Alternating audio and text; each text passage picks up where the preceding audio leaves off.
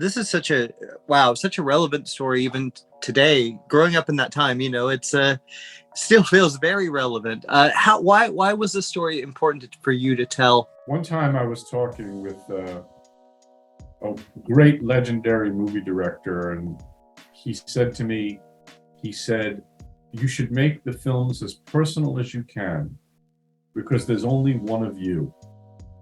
And the more personal and the more specific you make it, the more universal it will become.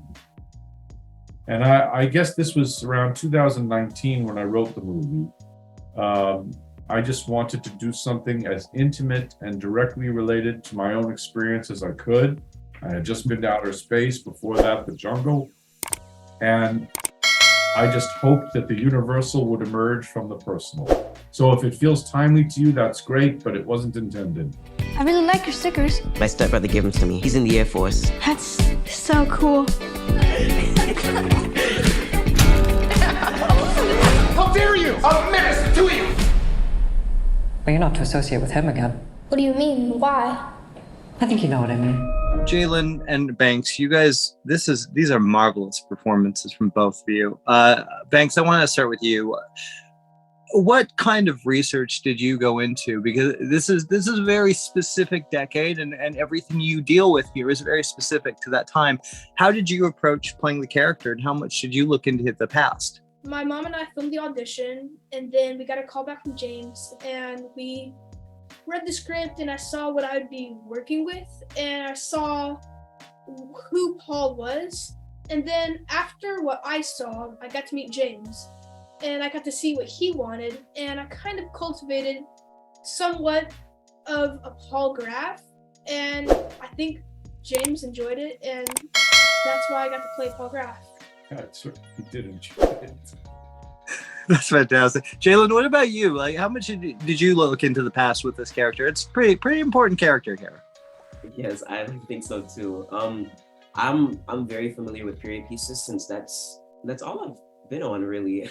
I've never been on anything like modern, but yes, it was great. I was able to see James's vision, and it's like I got into a time machine, it was just awesome. I was, this was a specific era, so I was able to witness so many cool things, like the cars, the fashion, the way people acted, just the entire environment. And I really think that helped tap into me becoming Johnny. Wow. Well, James, what I loved about this and these characters, and this is for all of you really, is the just how detailed you went into these stories, whether it was the music they liked or the way they interacted with other kids. James, were those real? I mean, how personal did you get with this? Any work of creation lives or dies by detail.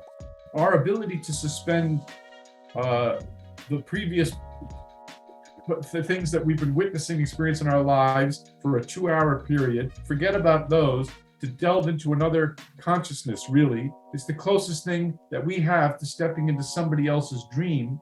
And the more specific it is, the more I could reach back for the details that I could remember, the better off I thought that I would be. I remembered the music that the Johnny character used to listen to, that I know that I listened to, that went in there, the Apollo stickers, the mission badge stickers, the lunchbox that I had, like all the things that I tried to make a list for the production designer. I called my brother all the time to ask him, do you remember what plates we had, all this stuff? Because the more detail you feel, the more it enables us to forget our lives outside the world of the movie. Detail is everything. You could always boil something down to the most banal essence. Detail is what matters. Someone's bugging you. What is it? Sometimes kids say bad words about the black kids. Who's that? Somebody from my old school. Did they ever come to your house? What do you do when that happens? Obviously nothing, of course. You think that's smart? I know. I think I agree with you. And speaking of Jaylin and Banks, this is actually for both of you. The chemistry on screen is amazing. You believe the friendship in a heartbeat. How well did you guys find? How easy did you guys find that? And how well has that lasted since the movie has already been done? Are you guys still friends? Did you find that kind of that common ground together? We had we Sorry. we had a little less than a 2-week period before we started filming to get to know everyone, and that's where I first met Jaylin, and we had a good sense of friendship because we got to go see some great fun things, and it was what really cultivated our friendship outside of Johnny and Paul is I think the fact that we got to experience a lot of new things together that both of us had no idea about. Like, for example, the scene where we smoked the marijuana. Of course, it wasn't real marijuana, but it's Jaylin and I had never done anything like that. Yeah, but you guys went on trips together. Didn't you go into the you went sightseeing in Times Square? You went to Empire State Building. Yeah. Wow. I mean, it just seems like it's so incredible to see a friendship on screen kind of transfer into the reality. Jaylin, I want to talk a little bit about you. This is a really tough role to take on. It's a really, because there's a lot of history here and a lot to offer. Did you have any kind of or did you talk to your relatives about living in the 80s? Did you deal with that in any way? Most definitely. I really wanted to get as much intel as I could.